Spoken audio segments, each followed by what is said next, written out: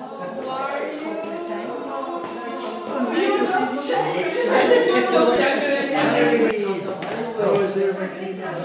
just arrived this morning. Oh, really? I made it work. It was no traffic. It's not really well.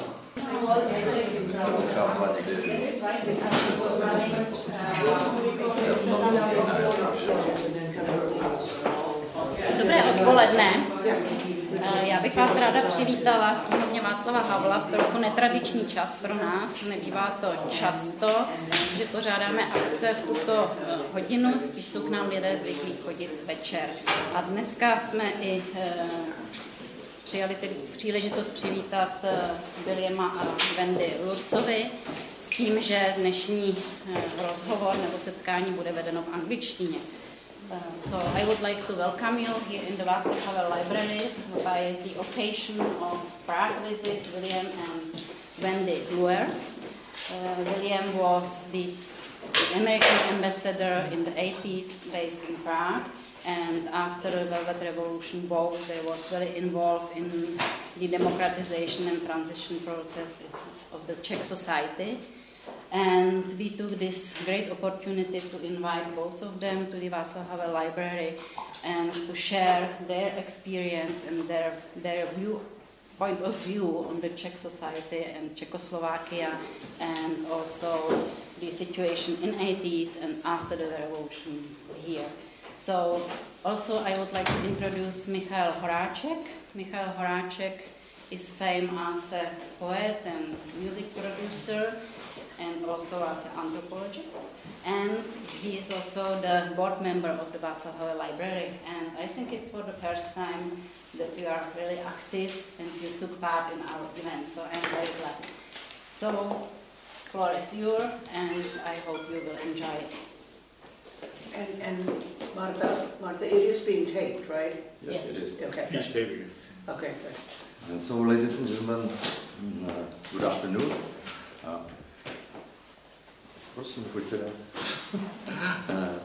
It is a great pleasure and honor that we are able today to present to you our distinguished guests. In fact, having looked at their CVs, I was surprised that it concerned just two people. You know, it was the list of the achievements.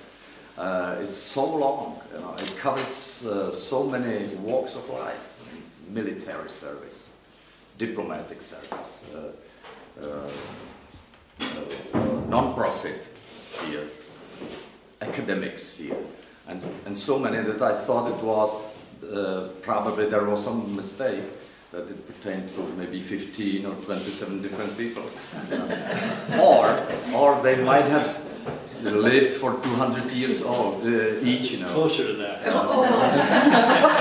But then I learned with some surprise that they were barely octogenarian, you know. That's amazing. So it is really a great opportunity for us to ask our distinguished guests today about what is interesting to us as Czechs. You have heard that Mrs. and Mr. Luers were here in Prague. Mr. Luers was the United States of America ambassador to Prague from, I think, 1983 to 1986. And then, later they returned, and we are going to hear a lot about that. I will leave the floor to our guests, really, but I'd love to ask the first question. Back in the 1980s, we thought that we lived in a very strange environment, time-wise. You know, we seemed to stumble in a circle, not in a linear kind of story, but a circular story from one communist anniversary to another. From A back to A again. So we had the impression that nothing was really happening, you know. But of course, this is a superficial impression because something is always happening. You know, I would love to ask you not about the meeting, perhaps the people from the descent, but did you meet our communist and governmental officials back at the time? How did they strike you? Did you think that anything can be done with them somehow, or how do you handle this kind of people? Well, that's a very good question. Thank you for having us here, Martin. You want to sit between us, or you want to sit there? Whatever. Maybe yes. There were 3 chairs here. I thought maybe one of them was let me talk a little bit about that, because that's an interesting side which we don't talk about very much. But we, before coming, I guess it's important to know that the State Department considered this the least interesting country in Central Europe. Romania and Ceausescu had their relationship with us because they were against Brezhnev, and the Poles already were showing the spirit of change. Hungary, you know, Hungarian goulash communism was always talked about, and virtually every country and even East Germany had things going on. Nobody thought anything was going on here. And when I came, there was really no policy toward the Czech Republic except don't deal with them. And so I came here with no great demands on my time as to what I would do. And so to answer your question, my first formal meeting was with President Husak, who received me formally only a couple of days after I arrived, very quickly. And he told me right off, after I went through my little speech in Czech, presenting my credentials, that you arrive at the worst time in U.S. Czechoslovak history. And I said something like, well, that's saying a lot, you know, because we'd had a pretty bad history since communism. And he told me that this is the time, which I knew, in which we were deploying our missiles, Persian missiles in East Germany, in response to the Soviet deployment of middle-range missiles. And he said, and the Soviets were saying we're on the verge of the Third World War, so it's hard to imagine, but he and I had a discussion as to whether or not there was going to be a Third World War. So that was my introduction to life, official life. And it was clear to me from the way he described it that I would not have any involvement with any minister here, that I would be dealt with at a low level. And so a couple of stories. So then I met Knihovek, who was the foreign minister. And Knihovek, I don't know if you've heard much about him, but he was a Slovak who spoke about 8 languages, and he was a charming man in an odd way, and I'm sure he was corrupt in his way. But he adopted me, and he said, look, if you want to meet officials, you won't do it officially, you'll see it through me. So you go shooting. So I'd never shot in my life, and so I learned how to shoot. I bought 2 Berno shotguns, and I began shooting with him, and he helped me learn how to shoot pheasants, and then rabbits, and then I got a rifle and we shot boar, and we shot deer. And he would take me out, and he said, you will meet a lot of officials, and I did. I met a lot of second-level Communist Party officials, and including one time we were on a boar shoot, and I was sat next to the Minister of Interior, who was head of the agencies that were keeping track of me and Wendy.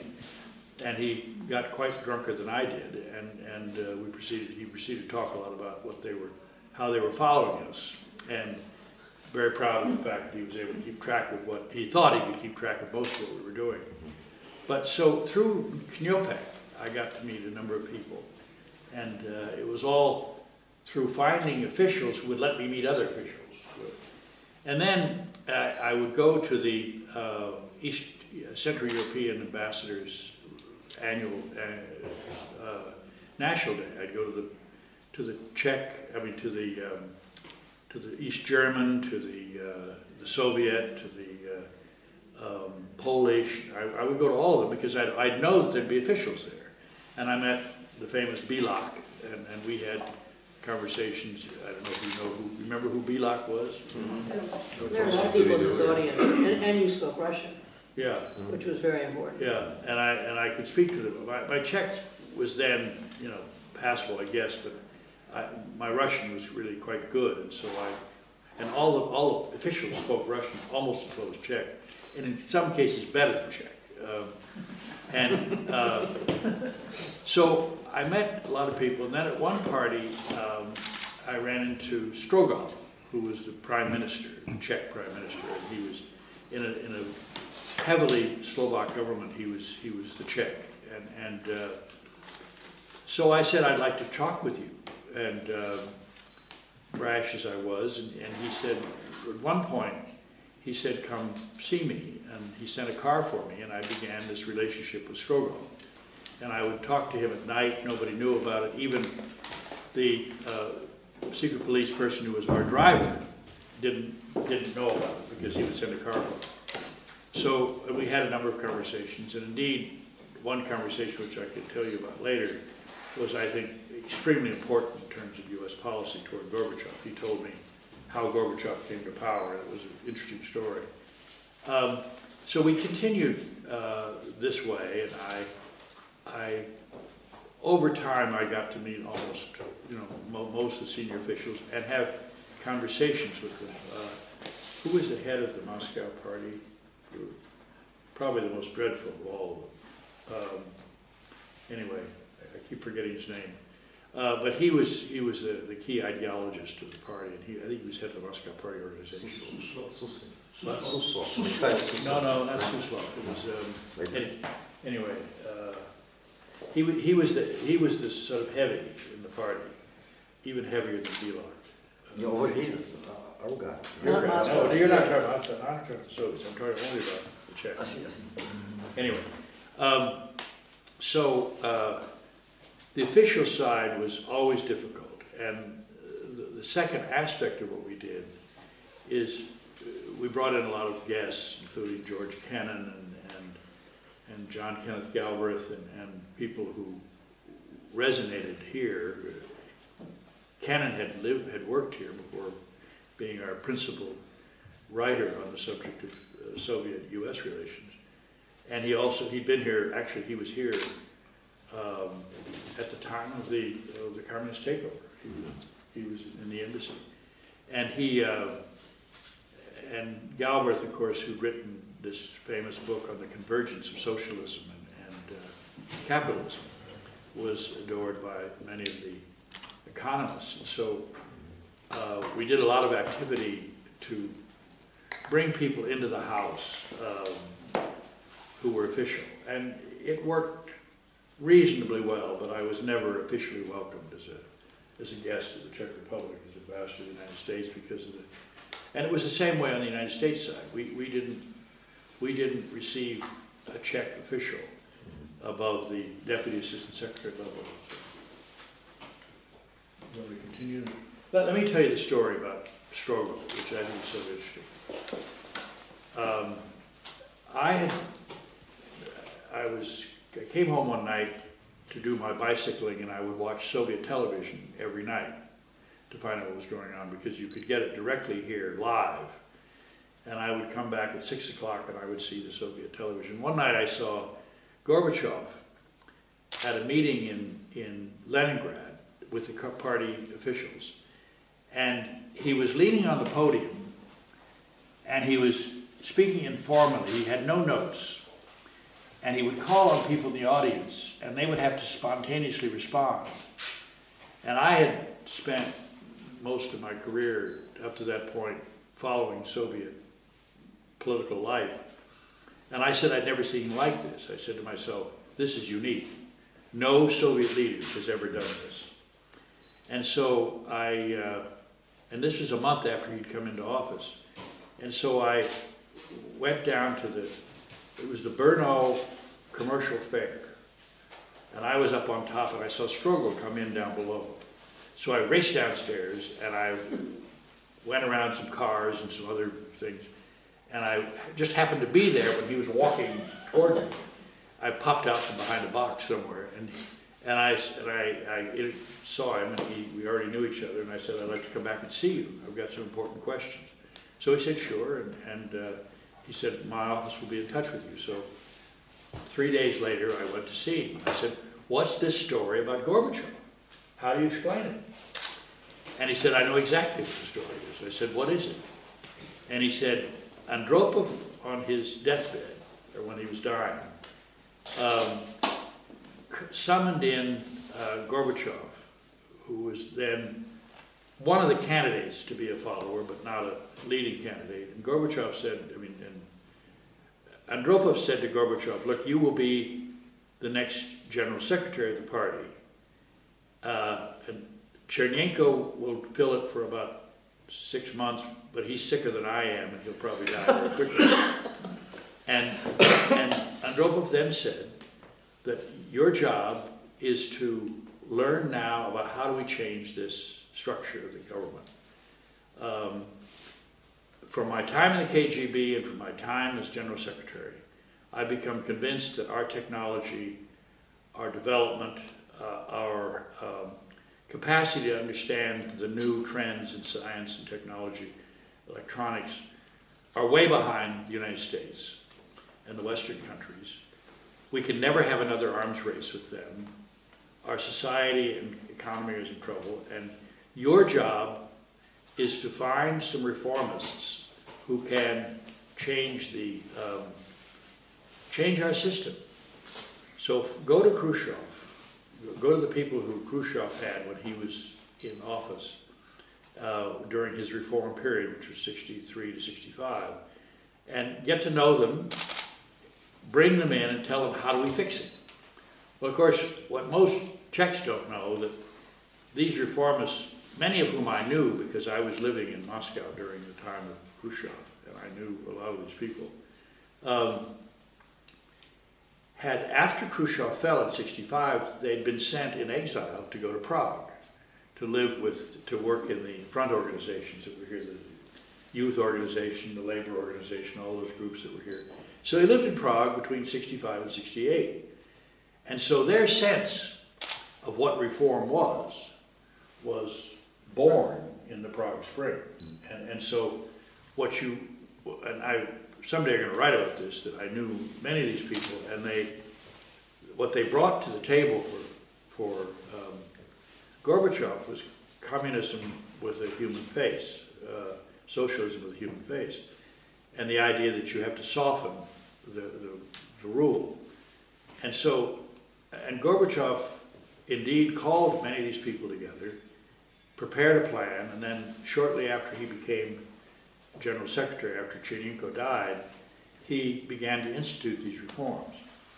And what's interesting, his reforms basically were reforms that were political, not economic, and driven in part by the spirit of the Prague Spring, that it's about sort of freedom of action, not how do you form a market economy. And so Gorbachev's failures, in some degree, stem from the dreams of the Prague Spring. He placed, before everything else, he placed economic freedom rather than political freedom rather than economic freedom. So those associations with the leadership were, so to the extent. The one thing I did is I went to the inauguration of Husak, who'd been elected for the 5th time or something, by unanimous vote, and I went to his inauguration in Ladislav Hall, and I couldn't help but recall when Václav Havel was being inaugurated, how different the feeling was in that room. There's probably nobody here who saw both of those events, and I did, and I tell you, the feeling was quite different. So this is what Strogel told you, this story about? He did. Oh yeah, and I didn't tell you. I became chairman of the Harriman Institute at Columbia, which is the Russian Eastern Central European Institute for studying Slavic issues. And And we had a big dinner for him one time. And before the dinner started, I was to welcome him. And he came up to the microphone. And in my welcome, I told this story. That's all I did, I told this story. And I said, after I told the story about what Strogel had told me that Andropov had told him, I said, is that true? And he smiled and said, Andropov was my great patron. Which, even that I didn't know. You know? And he more or less acknowledged that that's true. And frankly, I was going to go, I was hoping to have an appointment with Strogel this morning because I've been curious to refresh whether he remembers telling me that, because I did report it right afterward back in State Road. And he's sick, but I couldn't see him. Anyway. And maybe you would also have something to well, I think to follow on the thank you very much. It's a different question and a good one, because it's the one that sort of leads into. Bill was accredited to the communist government, as were most all of the ambassadors.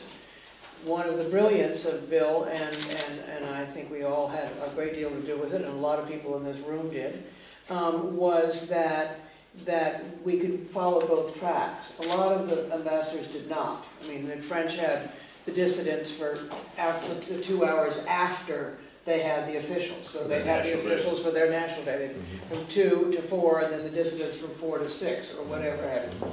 And we were told by the British ambassador that they weren't allowed by the Foreign Office to have dissidents for dinner. And so he'd come to us. Well, we asked Sir Geoffrey Howe afterwards, and of course he said, hogwash, this is ridiculous. But people were afraid of seeing some of the people in this room. And so what happened is, when we arrived, and it was a dark December afternoon, grungy, Leninova coming in from the airport. We'd been met by all these ugly thugs at the airport that were the officials. And we came with our children, and they'd lost our dogs in Frankfurt, and they weren't so ugly, they were thugs. They were thugs. Well, they were partying. They were bulging in the middle. And so we got to this beautiful Peczek Palace, and all of this fabulous people lined up in front of us, who had all been to Spavosluja, which we knew, and they knew that we knew. And we started to fill that house with all the people that we've talked about. And we had, by count, because we have our secret police files. And so we counted, I didn't read them because they were so obnoxious, but we had 287 guests, because we had to register. That's not visiting for dinners. No. Those were the people that came and stayed with us over 2.5 years. We're 287 people of all these fantastic, Bill Styron, Kurt Vonnegut, Richard Diebenkorn, Frank Stella, Joseph Olby, all the rest of it. And so what happened was that we knew that Shorty, Bill's driver, was the top STB agent who was going to be with him all the time.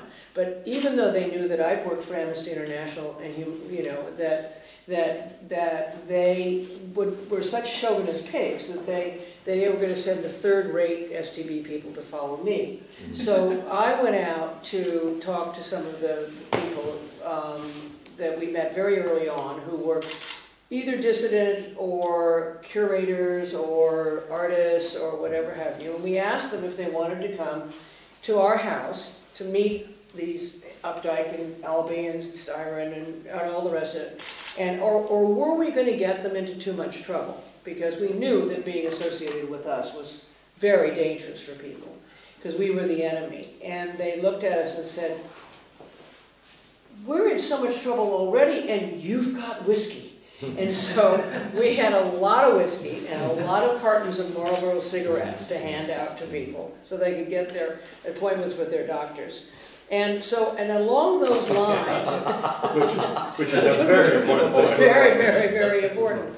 So of course, along those lines, let me just tell a couple of stories before we get into the others. But one of them was that it was the time of Ronald Reagan, and so Ambassador Johannes, his wife, as some of you know, Mrs. Johannes, was teaching who was actually a very attractive looking woman, and she was working to teach all the little Czech diplomats how to be good communist diplomats. Up near the, she taught ideology. She taught ideology. So we invited Betsy Bloomingdale, Bob Colacello, and who was the other person? Anyway, very good. Oh, Jerry Zipkins, very good friends of Mrs. Reagan's, particularly, but Ronald Reagan, to come and visit us so that they could see behind the Iron Curtain that, in fact, this is how ambassadors lived and this is what we did. And Colacello is a journalist with Vanity Fair. And so we invited Deputy Minister Johannes and Mrs. Johannes to come to the library, which of course had all the listening devices in it. And she proceeded to tell these people that the Peček Palace and the Peček family and the Pečkarna, which was the Peček Bank, had been, that they were Nazi sympathizers, and that her family had been tortured in the basement of the Pečkarna, which the Pečeks were behind. And it was just lies and more lies and more lies. All of you know who the Pečeks were. Of course they did, yeah. And so then at that point, Bob Colacello turned to them and said, you know, I haven't seen too many times in Newsweeks and New York Timeses and in your newsstands. Where's all the media here? You know, just trying to shove it in. The other one, which was one of our favorite moments, was when Kurt Vonnegut came. And we took him to Brno, to the theater on a string. And Petra Osselsley was waiting for us. It was the middle of the winter. And Kurt, we were late. Somehow we got there late. And Petra was standing. They were doing a Vonnegut play. They were doing a Vonnegut play, and in the theater with Petra Osselsley. And we got there, and Petra was standing there, and we said, we're so sorry we're late. And he said, it's great. The STV wouldn't come in until you came. So they've been out freezing in the cold out there. And Kurt, at the intermission, we went up to have a beer or a wine up at between acts. And he went up, and this man came up to him with tears streaming down his face. And he said, you got me out of jail. You got Penn and all the writers. When Kurt was in charge of the Freedom to Write part of International Pen, and you wrote all those letters, and I got out of jail. So those were things that happened. There are dozens of these stories, but these are the kinds of payback that we got from doing all of that. We had a vernissage, which was the first time we met Václav Havel, of the contemporary American paintings that were hanging on the walls of the residence that we brought on loan, and we took down the tapestry and put up a great Frank Stella diptych, and we got the International Council of the Museum of Modern Art to send all of their catalogs that they get from the commercial galleries, which just stack up and then you end up throwing them away. And so we asked them to mail us all of the leftover catalogs that they didn't want. And this was hundreds of catalogs. And we knew that none of the unofficial artists to whom the invitation had not been delivered until Bill started having them delivered by the chauffeurs, that they couldn't go because they weren't part of the Artists Guild, that they could not go into any kind of a library, therefore they couldn't see any contemporary art. And so we put this out on a huge long table with a big sign saying, take what you want. And they were all, oh, like this. And they walked out with armloads full of these catalogs. So it was incredibly gratifying to us to be able to do these very small gestures and be able to have the impact be as great as it was. And so there are hundreds and hundreds of these stories, and I let you ask the next question. I remember actually Kurt Vonnegut coming Prague to the American embassy, and I'm sure you will remember that directly at the opposite side of the street there was this little mirror, window, door and with window, and people are filming everybody coming in and out. But did you come to a reception for him? No, of course I did. Actually, I met him in New York City before. Yeah. But yes, no. I came when he was signing normally. The book, oh yeah, the bookstore. Chapek bookstore. Yeah, yes, that was very interesting. That it was really a kind of demonstration. Really, and people were huge, like proud. I know. To be signing, have him sign their book. Yeah. And the walls. And the walls. All the writers signed the walls. Yeah, yes. Yeah. But so this is very interesting for us, obviously. But then the position of a diplomat, of course, is a very delicate one and a precarious in a way, because you really want to meet the dissidents and you know, and encourage the independent culture and whatever the sign of liberty there may be, or budding liberty or stuff. Yeah. And but then you cannot obviously overdo it, because you are on a mission. You are received by the president of the communist Czechoslovakia under some rules, really. You know? How difficult is that to balance this double position? You know, meeting the officials and then the unofficial. Yeah, it's interesting. When I was in Moscow, I knew most of the underground painters and writers. And I knew a lot of people for a whole variety of reasons. I did, and it became part of the mode of operation. Actually, my boss in Moscow, I was the third secretary. My boss in Moscow criticized me severely for trying to do these two tracks.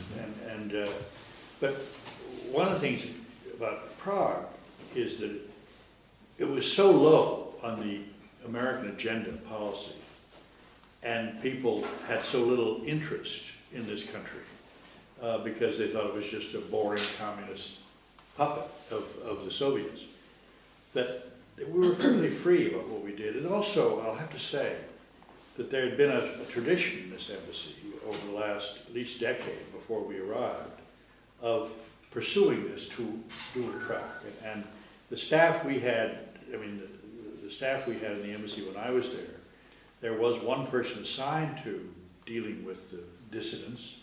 We had a PAO, Bill Keel, who was extremely active and very smart, spoke quite good Czech, and we had a DCM at #2 in the embassy who was also with us, and so as a team we did a lot, and we were never criticized by our government. On the other hand, I guess I'll tell you a couple stories about their attitude. One of the things we did was every May we would travel through southern Bohemia, and we would go out with about 3 or 4 carloads of officials in the embassy, and Wendy would always go. And what we would do is go to all the towns where the United States had significant towns in southern Bohemia, where the United States had liberated the town. And the purpose of this was to remind them the fact that at the end of the Second World War, although the Soviets came into the north, these towns were liberated by the United States. And so we'd go out, and I would have a separate speech for each town that I would read in Czech.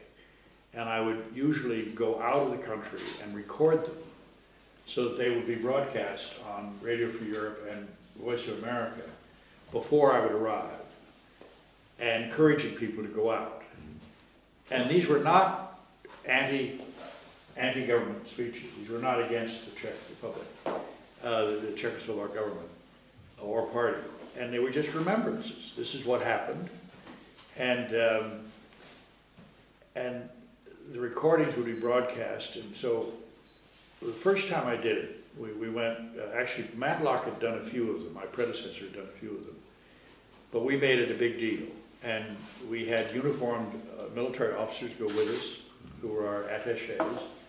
And as we would go into these towns, and the one that's most memorable is Rokycany. And Rokycany, just north of Pilsen, is the town, the furthest north we got in southern Bohemia. And we would go in, and they would either flush put water all over the square. We'd go into the main square and talk. And usually we'd have somewhere between a couple of hundred and maybe 1,000 people who would come out and bring their children to remind them of the fact that this happened. And we went through this 3 years. We did it 84, 85, and 86. And it was sort of a great coming together of the embassy to do this. And every time we were about to do it, the government would protest. You don't, this isn't your job, and this is against our government. I said, no, it isn't. We're proud of our relationship with these people that we were liberated. But they would, when I would speak in the squares, there would be large speakers all over the place, blasting out my voice. And they'd call brigadas, they'd cut off bus service, they would make it very all difficult. the guys with their cameras. And they would complain afterwards, and it was we thought that it was the right thing to do, and we kept, the whole time I was here, we did it every year, and they complained. I guess in this context, I just tell you one story that I haven't told before. We were in the Shumova, and I can't remember, it was a town right near the border, down near the German border in deep southern Bohemia. And it was a town that I always liked because the square is one of these huge squares and the turnout is immense. And we had, I bet there were 1,500 people there. And they don't hear me speak, I don't have a microphone or anything. They just come together to mingle and to celebrate. Hold up their grandchildren. And as I was leaving, Wendy and I were going to Germany afterward, to Munich. We were going to go across for a weekend. And my driver, who was the Shorty, the STB agent, and as I was leaving, and the crowd was huge, and they were just wonderful, and the crowd separated, and they wheeled out an elderly woman who was in a wheelchair, and she handed me some bread and salt and a piece of rather seedy bread with something on top of it. And I, knowing the Slavs, I thought it was appropriate to take a bite out of this. So I took it.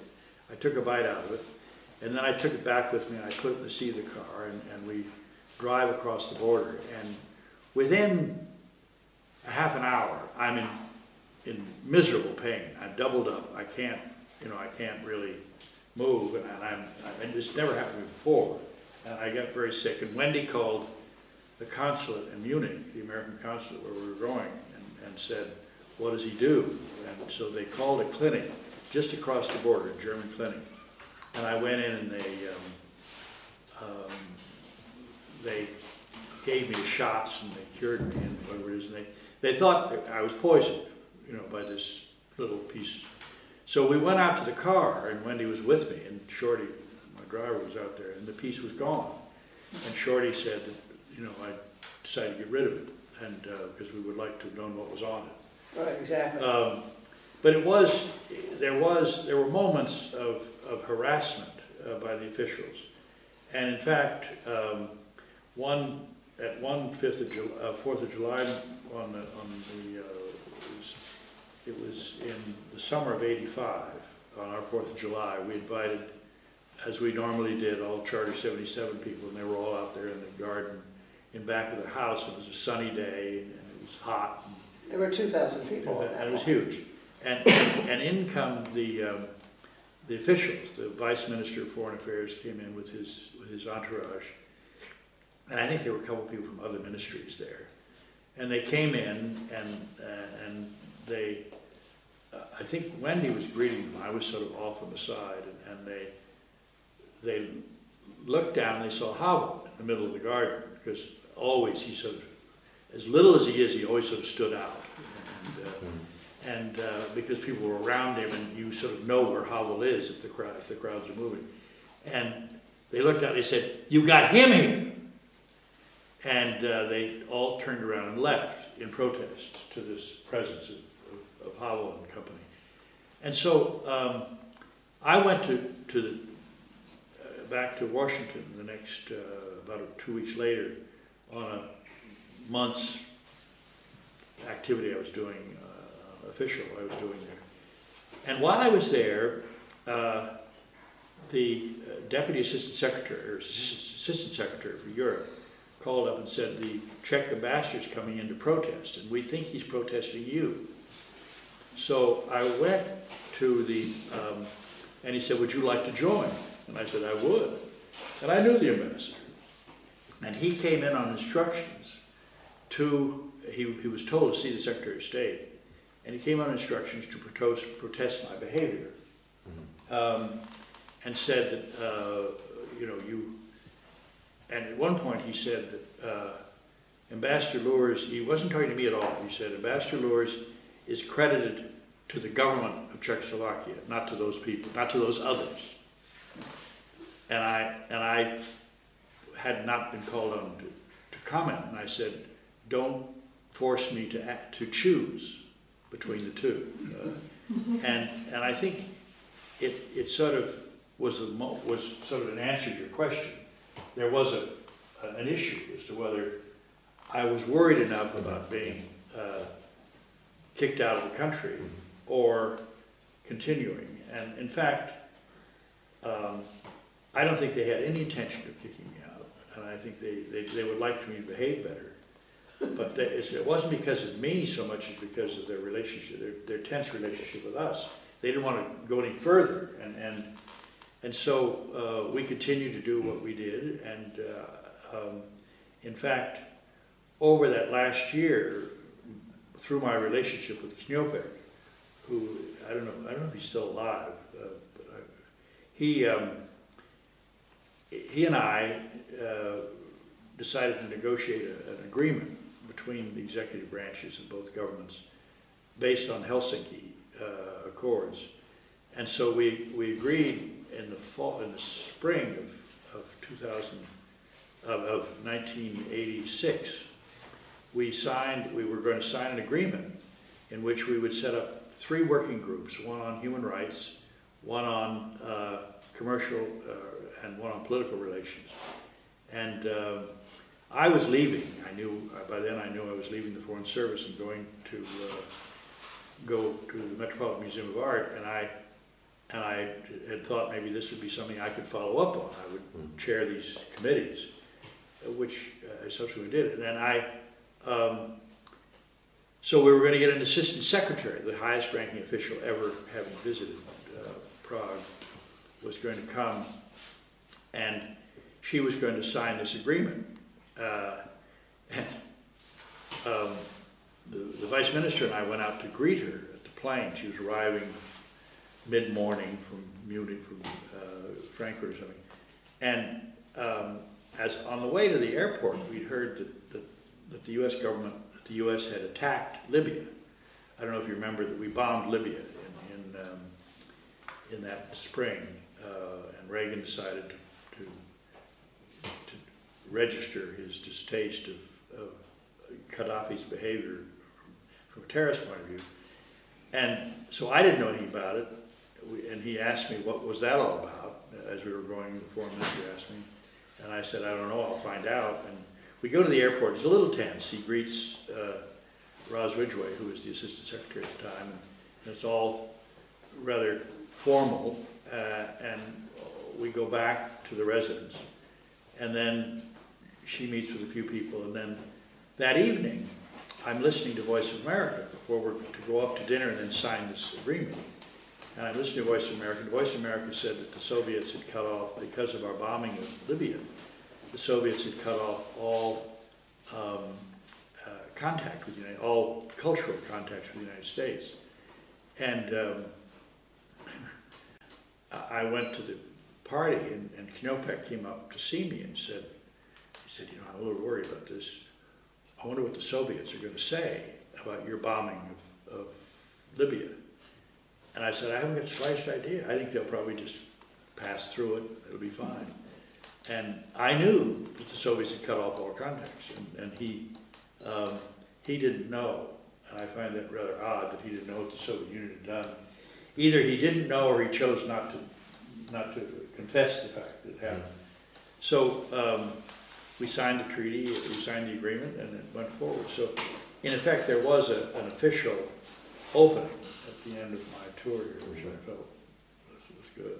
It is interesting. It is interesting for me because I unfortunately still remember that time, the difficult time, and this is what is interesting to me. You say that you enter a square, you are supposed to talk, that people are coming to hear you talk. They can't hear you talk, but they're still happy. So it is a time. It's a very Czech thing. Yeah, exactly. It is a time when nothing went, but everything mattered, right? Well, exactly, that's a good way to put it, because I was about to tell another story before we get into our relationship with Havla and Martin Palos and all of the others who then became the government and the ambassadors. One of the things that we were given was an opportunity to meet Anna and Berta Mazarikova, who were sort of handed over by the DCM who was there before. And every year we would go and lay a wreath in Lani on the grave of Thomas Masaryk and Mrs. Masaryk, who was an American, of course, was buried there, and Jan Masaryk was married there.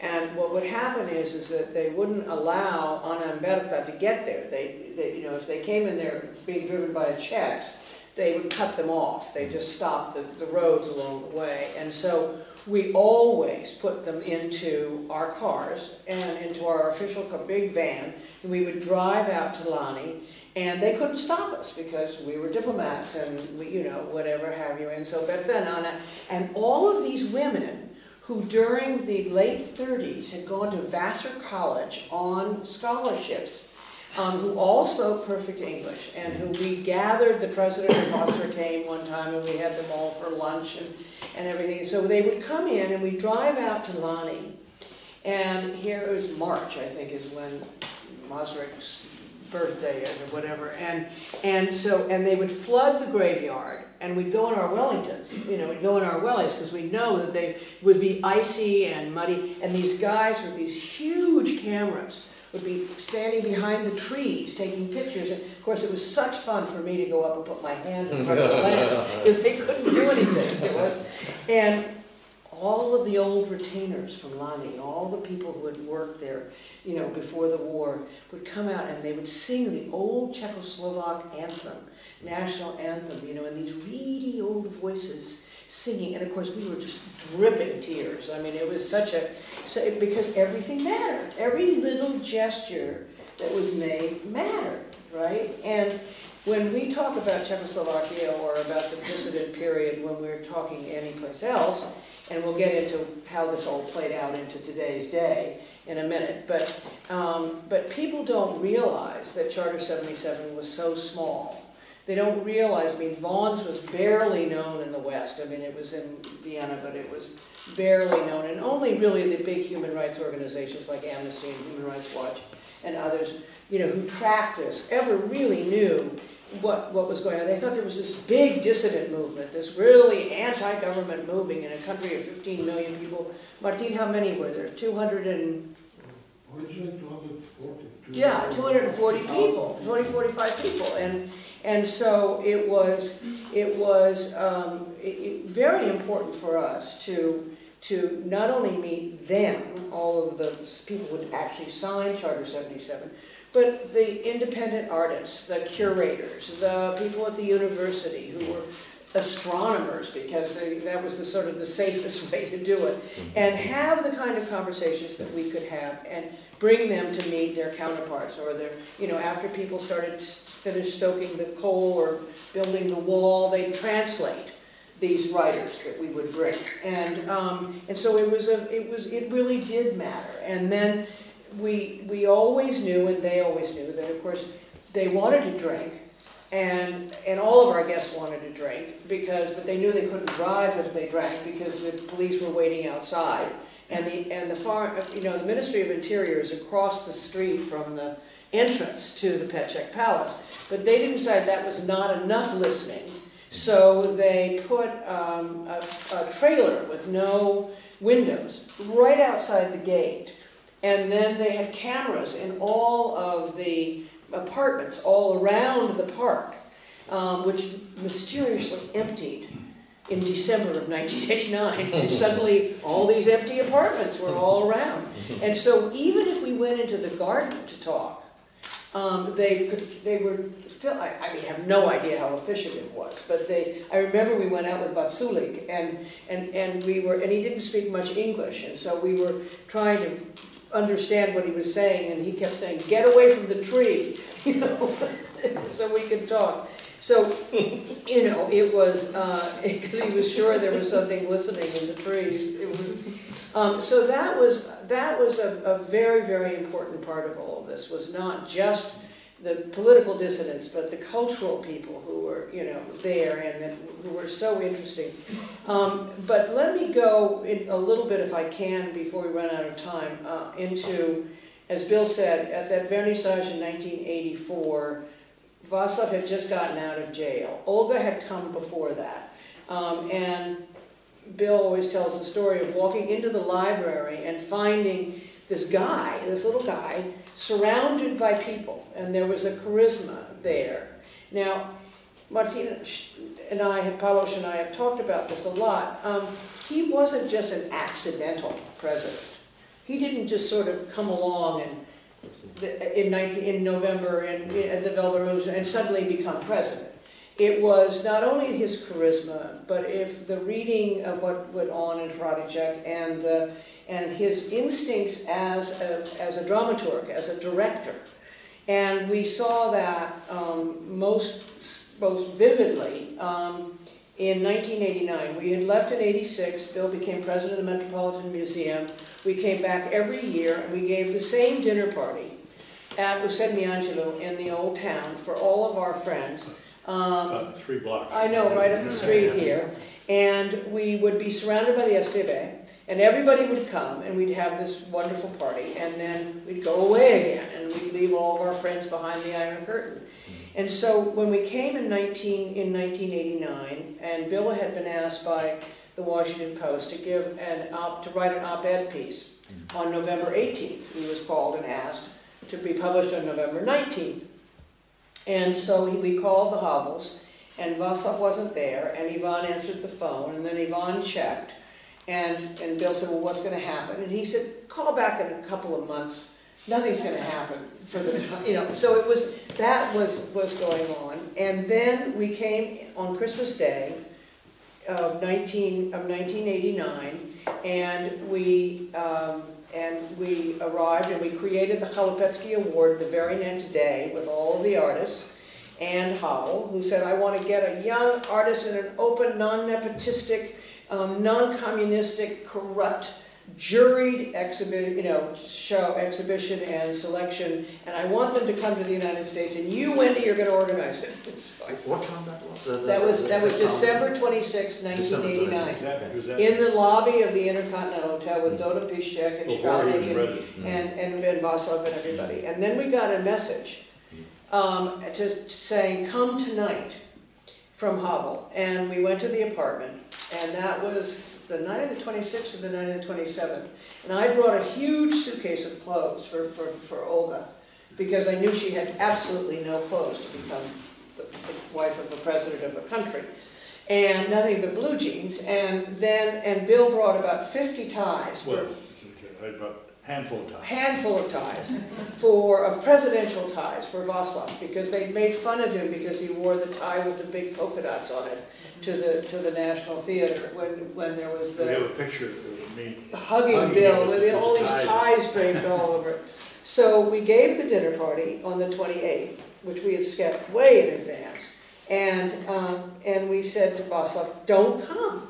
I mean, you're going to be president the next morning. You have to write your speech. I mean, whatever it is." And of course, he showed up with his bodyguards, who were 2 guys with ponytails and their black leather jackets. And Kari Schwarzenberg was there, and everybody was there. And then it was crashed. And Václav Klaus was there, and Shirley Temple Black invited herself, and she was there. She was the ambassador. And there were a lot of journalists from the United States and other places, and there were the only person who wasn't there was Jarda Kozhan, because he was in Bucharest. he was already the Lord Mayor, and he had taken a plane of embalming fluid to Bucharest, and all of the warm clothes that had been packed up by the students from the philosophical faculty in boxes, because we went and saw them doing it when we went to visit them, you know, because we've been very involved with that part of the revolution. And then back to sort of serious business, the German ambassador crashed the party. So tell the story. I don't know what happened at the beginning of the party when Havla came with his leather jacket and he was beginning to mill around. And of course, the spirit of that evening was, you can't possibly explain the feeling that we had, at least, and I think most people did have. And his next day was the inauguration. The German ambassador came and he asked for me, and I didn't know him, and he said he wanted to see the president, and he went off in the corner, and he spoke to the president for about 20 minutes, and I finally had to break it off because we had to sit down for dinner, and I went over and interrupted him, and he said fine, he left, and I asked afterward, I guess, Sasha Vondra was there, and I said, what was that all about? And Sasha said, well, the German ambassador came to ask that Havla, who was going, no, I didn't know this, but he was going 2 days later, he was leaving the day after his inauguration. He was flying to Munich and then to Berlin, and he was going to explain his position on the reconciliation of Europe. And the Germans officially were asking him to repeat what he'd said in a letter to the President of Germany in September. I remember the letter well. He'd written a letter to the President of Germany as Václav Havel, dissident, you know, playwright. He'd written a letter saying that he favored the unification of Germany, and also he was in favor of apologizing or regretting the treatment of the Germans from the Sudetenland after the war. And the German government wanted him to say that on his return, and I didn't think that was a very good idea, since he was now president, not a dissident writer, for him to apologize to the Germans. But he formulated quite well what he actually said when he went to Munich, and he didn't apologize, and that opened that whole period of negotiating how to deal with the Sudetenland era. That's the type of thing that happened immediately to Václav, is his realization that this is a new world, from his dissident days to representing the people of this.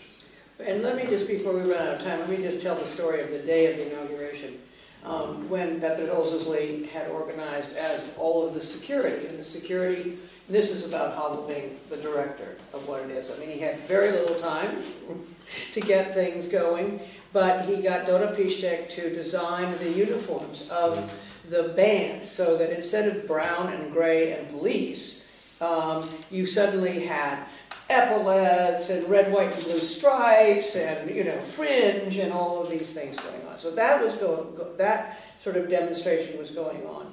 And we were in Vladislav Hall, and Václav walked in. We were the only non-Czech emigres, non-Czechs, and non-diplomats that were in that hall, as far as I could tell.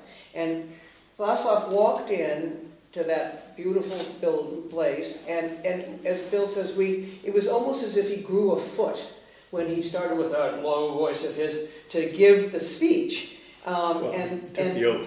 We took the oath, and we walked out, and we went through thousands of people with the studentni with their parkas on, and we went into St. Vitus Cathedral, and we had known Cardinal Tomaszek quite well, and by that point, Cardinal Tomaszek had shrunk to being about 4 foot, I don't know what that is in meters, but very, very short.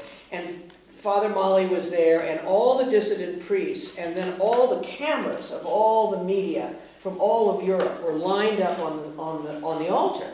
And Olga and Václav were sitting in these golden chairs at the bottom. We were standing right next to them with the Minister of Defense, who was a communist army officer in his uniform, and Dvorak's Te Deum started to play.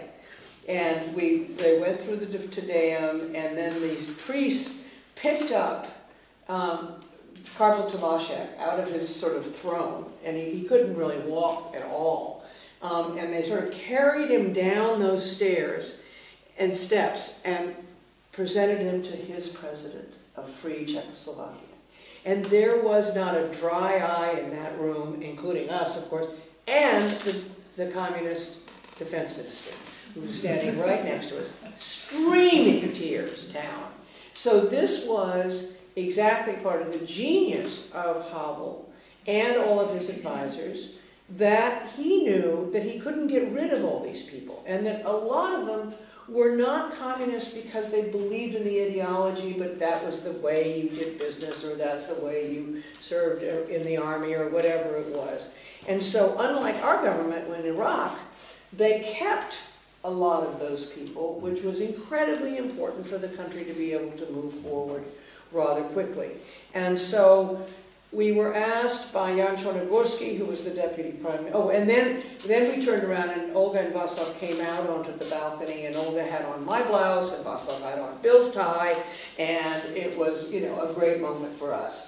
And then, if I can, what happened was, and why we started Nadace Občanské společnosti v New Yorku, was because we were asked, one by Jan Chornogorski, if we would bring anybody to help them write a constitution, and we brought the Lloyd Cutler from the General Counsel from Carter's White House, and then later on Clinton's White House, who, with another man named Herman Schwartz, gathered together the leading jurists of all the parliamentary countries in Europe and had them come. We raised the money, and he organized it because of his influence, to bring the top people from all these countries to come and talk with the commission drafting the Constitution in the Parliament of the National Assembly, and they could then choose from each of these countries which thing they wanted or they didn't want, which was incredibly important. At the same time, they all, and I'll tell one last story about this because it was about Petr Pitaš, who was then the premier of the Czech lands. And we had established with the Charta 77 Foundation, which was registered in the United States by George Soros, we had picked up that registration and had opened an office in New York and collaborated with František Jánoch at the Charter 77 Foundation here. And I had flown in from New York, and and I was walking across Wenceslas Square, and all of a sudden I was surrounded by police. And I don't speak enough Czech to understand what they were saying. And so they, kept saying, "Come with me, come with us." I thought, "Oh my God, I'm going to jail. What's going on here?" And what they'd done is that Pitaš had called the office. They told him I'd left, and they knew probably where I was walking to. And so he sent out the police to pick me up, to take him to his office, to say, "Can you find somebody to help me organize my office, please? I've never done this before." And that was what happened all the time. So we provided expert advisors who lived on the economy, spoke Czech or learned Czech. We hired lots of young Americans and Canadians, but it was predominantly Czechs and then Slovaks. We offered an office in 1993 in Bratislava when the government switched. And in the late 90s, and we brought 500 young people who were called the Masaryk Fellows to come over, paying their own way, to come over in the summertime, live with Czech and Slovak families, and teach English. And then there was the Czech and Slovak students had to take them on canoe trips, drinking beer, telling them about Czech history, whatever it was. So it was always a two-way street. And those 500 people are still dedicated to this country. Those are 500 highly successful young people who still remember. Including all of our children who helped to organize the whole thing. So in Nadace Via is our office here. that was our Nadace Společnost, and Nadace Points in Slovakia is the follow-up office. And the Young Visual Artist Award is still going on the model of Havlových. It's now in 10 countries, starting in Albania all the way up. And then we'll see if, and we do the cultural side still, and I'm very, very proud of those former officers who are leading NGOs in each of their own countries. And I want to talk a little bit about the Václav Havel Library Foundation, but do you have anything you want to add? I do. I have a couple of things. Okay. Before we get to that, have we got more time? Do you think? Sure. Well, Sort of. We don't have. Or what we do, or whatever. But let me say a couple of things. And we haven't talked about people very much, about what it meant to us to be here. And I guess the cynical way of putting it, what Miloš Forman says, that during that period there were only 3 things to do. Things were so miserable. You laugh, you drink beer, and you make love. And it was a time when I guess I felt about as much authenticity with my friends and with relations that Czechs had with each other that I've felt. I mean, I think for me, this period of nothing happening and everything was going on humanly, that it was a period that gave me insights into the human condition that I hadn't really understood before. I mean, the life here was so, in a certain sense, uninteresting, and the government was doing so little, and there seemed to be no direction to anything, as you were saying at the beginning. And yet, in our relations with so many of you who were here and others, I felt an intensity of companionship and friendship, and I've never lost it. And the bonding that took place during that period among all of you, and we had the pleasure of being a little bit a part of it. And let me go through a couple of it. Mikhail Jantovsky was our first real Czech we met, and he's, to this day, is one of our closest friends. And he's writing this big biography on Havel. But he helped us meet a lot of the people that we met and became fond of. And then Marian Schwede and his wife Lisa and their children, and one future member of the family, Jerzy. and Josef's in the back. Josef's in the back. This family and the Spička family, and there were a number of families that have remained among our closest friends for these 25 years. And it was the quality of their humanity in this environment that I think helped us find a bonding to this country that will never be equaled with any other country we have been associated with. And if that's the good side or the bad side of that communist period, it's hard to say. It was certainly a side that we felt and understood during that period. And I guess I want to say a couple more things about Havel. I mean, there's a whole set of stories we've not told you about our relationship with Havel, but we did see a good deal of him during our time here, and then during the 90s we saw him and we organized his trip to the States. And what always intrigued me about Václav is that we organized a day for him in New York when he came to New York, and I went with him the whole day with Michael Jantovsky as interpreter and myself, and we had a car that was provided by the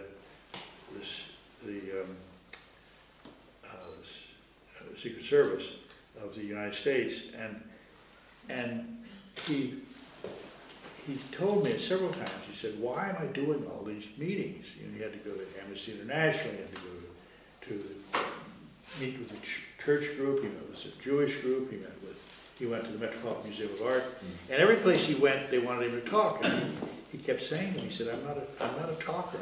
I write, I don't talk.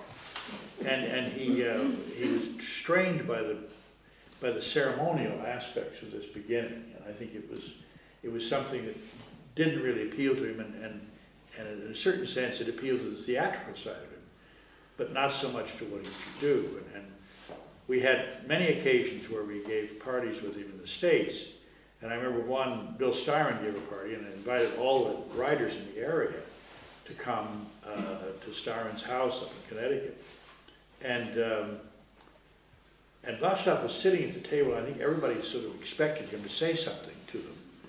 I mean, they were Philip Roth. It was an incredible group of writers were there. And Václav just sat there enjoying the presence of these writers and watching them. And the presence of Mia Farrow. But watching them around him, and he just seemed to enjoy it. And one night we took him to an event that's, what was the name? The event in the theater up on the west side. We took him to.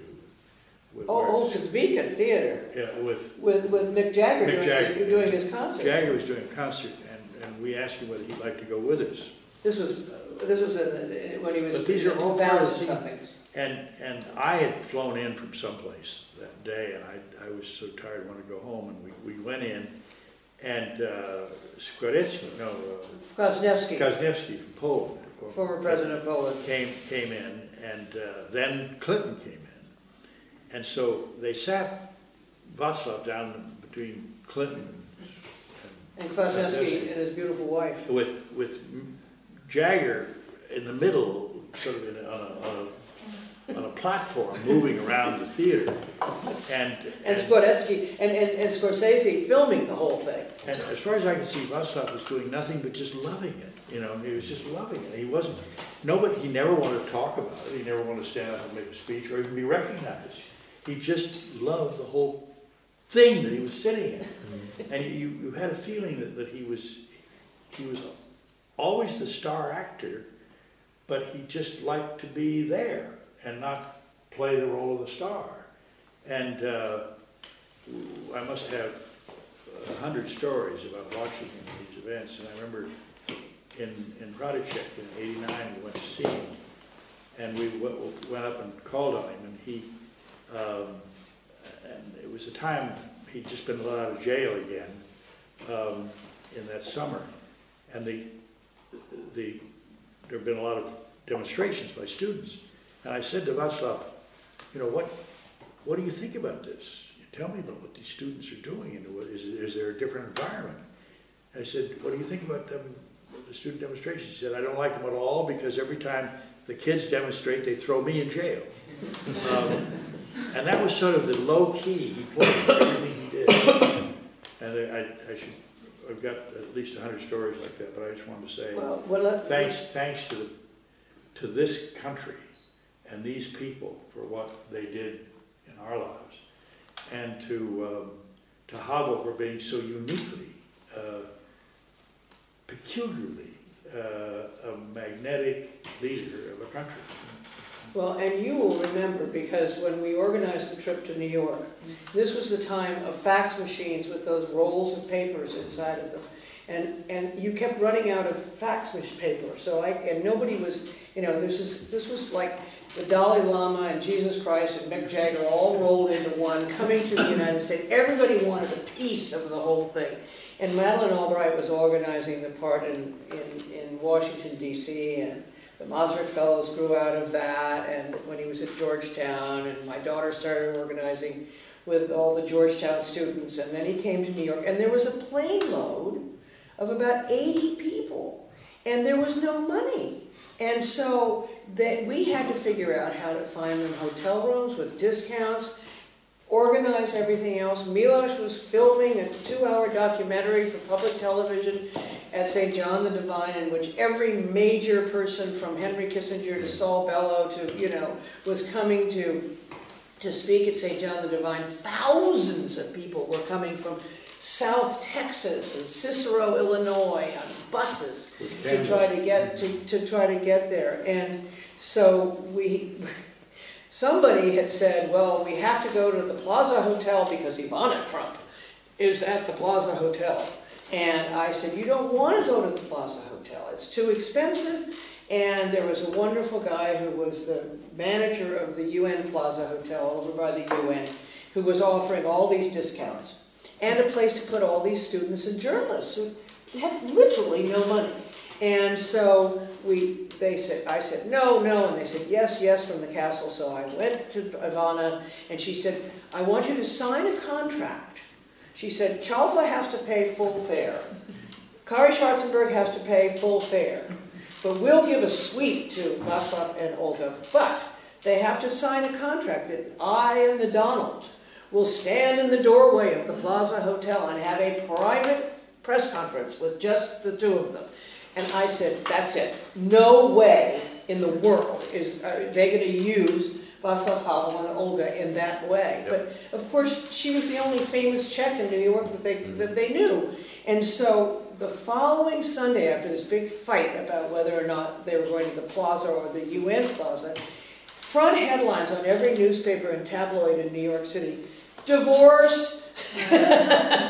And everybody thought I knew. Of course, I had no idea whatsoever. And when Václav was coming down the Fifth Avenue to the Metropolitan Museum, having gone to have breakfast with all the playwrights at Gracie Mansion, where our mayor is, and he said, I got to get out of this car. I cannot stand being in New York in this tinted windows, you know, in this car. I've got to get out. I haven't been here since 1968. And so he got out, and I was walking behind them, and Bill and Václav and Michael and I were John Tosky and I were a little behind him, and I heard the Secret Service people going, speaking into their sleeves, we have no control over this president.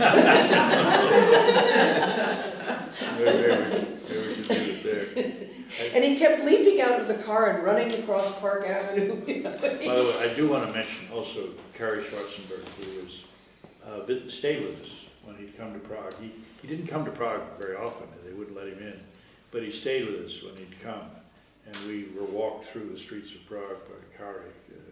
Well, and everybody, and this is typical of nothing happens but everything matters. When Kari would come, of course, we had two guys in the residence who carried luggage and fixed the light bulbs and did all that. And they always wore those blue jump-ups, you know, those blue work clothes, you know, that people would wear. And so all of a sudden they heard that Prince Schwarzenberg was arriving, and so they came out to pick up the luggage, all in suits and ties.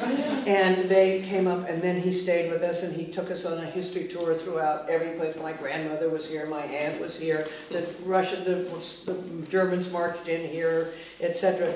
And then, as he was leaving, all the maids, and there were 11 people in help, and the cook with his hat on, and all the rest of it, came out to the door to say goodbye to him, and they all had postcards of Orlik that they wanted him to sign. You know, I mean, it was such, for us, it was, and you know, it was such a contrast in every place we went. When we'd go to these palaces, and it would be a Kinsky Palace or a Lobkowitz Palace, they'd say, do you know Prince Lobkowitz? We'd say, we want to know the American one. Well, if you go to Paris, would you say hello to the other Prince Lobkowitz? You know, and it was just constant, this constant when memory that was still there, and the desire for freedom. When Miloš was doing the film Amadeus here, he stayed in a house over behind the Polish embassy, and right down here, and he would stay with these. There were two women. There was a woman, an old woman who ran the house, and it was her house, and she had him up, and he hardly ever saw her. And when he'd get a message, she'd come and slip it under the door. And one night he came back about midnight, and he hears this knock on the door, and at the door was the woman, dressed to the nines. She had a full gown on, and she fixed herself up. And she came to him and said, you have a telephone call from Prince Kari Schwarzenberg, Charles Schwarzenberg. And she dressed up. She was an old aristocrat. She dressed up just to deliver the phone message. That was the essence. Darling, it's 3 o'clock almost. We better. That's good. But on the other hand, we've kind of forgot about about the audience having perhaps a chance to Sure. ask you something, because I must say that this is a very rare opportunity to add something for the written history. You know, maybe there's something very important which would be lost without your. You know, well, it's your time, not ours. Yes, I mean, but you know, I'm saying that just something. Maybe you can think about something very important that should be recorded. You know. you were in the castle. Tell us what it was like from that end. No, that's, you know, you are visitors and you are telling such beautiful stories. I'm quite surprised I moved myself there in this time. I wanted to ask if you write some biographies or if you write some memoirs. Well, this is the eternal question. We've both done oral histories, and I'm determined to write something. I mean, I'm doing something else. I'm writing a lot, but I think these experiences that we've had are sort of wrapped up in our current work, and so you got to get away from it. And visits like this help us realize how important it is that we try to Right, and that, leave something about what this experience was all about. well, and that probably is a good lead into the Václav Havel Library Foundation, which we founded with about a year and a half ago with Jan Mahacek there and Ivan Havel and Michael Jantovsky and you know, all of the I can't even remember all the singers and the whatever have you. At the Lincoln Center Theater, where we gave the great big party with the New York Review of Books back in February of 1990, with all 80 people from the plane, and every writer and playwright and person you'd ever heard of hanging out, drinking beer on the stage. But the whole idea, and Martha's obviously very much involved in this, and she and Jan Kront, who's here too, came to New York a couple of last month to have our first sort of meeting. And one of the things, I mean, that we are doing, and it's very important that everybody understand what we're doing, is that we have no intention of ever establishing a library in the United States. We will gather material and interview people, and we will do a lot of oral histories. And both with the presidential libraries in the United States, because the library here is modeled on the U.S. presidential libraries. And so we will do oral histories with every president that is alive, and secretaries of state, and all the ambassadors, many of whom are on the boards of the Václav Havel Library Foundation, and Stapleton and Luers and Cabanis and Shattuck. I mean, they're all on this board, and we will then share those and develop the questionnaire with the Václav Havel Library so that we can have kind of a matrix of questions that we can ask, so that universities can use this in their courses, so that PhDs can be written about these kinds of things. What was the state of the relations between the United States and the Czechoslovakia and the Czech Republic? How do you track the difference when democracy comes, and what does democracy mean? What was the role of the individual personalities involved in all of this? And we will also, ultimately, the dream is to get the technology together, which is very expensive to do, and the legal copyrights and all of that, to actually have joint platforms, so that there's a portal in the United States that makes, because Havel is a global citizen, and we have the opportunity in our country in English to be able to make that happen. In conjunction and in the most sort of brother-sister relationship with the Václav Havel Library here. And so that is we're all volunteers, and so that is one of the main things. There's a center, Václav Havel Center for Human Rights and Diplomacy that has been established at Florida International University with Martin Palos who flew in this morning as the director of it, and and that's part of the Václav Havel Library Foundation as well. So that's part of what I just wanted to clarify for everybody that doesn't know. That's what it's about, and we will be dealing with North America mainly. So that's the story of that. Thank you very much for doing it. It's very important. It's so surprising and so funny, really. Well, it's also full of life, you know. It's always good to hear the eyewitness, story, and we thank you very much. Thank you very much for having us.